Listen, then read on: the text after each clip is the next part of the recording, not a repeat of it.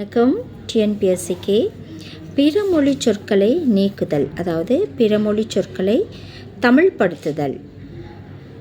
வாடகை குடிக்கூலி, சம்பளம் ஊதியம், விசா நுழைவு ஆணை, ராஜ்யம் மாநிலம், போலீஸ் காவல், சரித்திரம் வரலாறு, நிச்சயம் உறுதி, சமீபம் அண்மை, யுகம் ஊழி காலம், சொந்தம் உறவு உரிமை, உற்சாகம் ஊக்கம் மனவெழுச்சி, தருணம் சமயம், வருடம் ஆண்டு, கம்பெனி நிறுவனம், மாதம் திங்கள், ஞாபகம் நினைவு,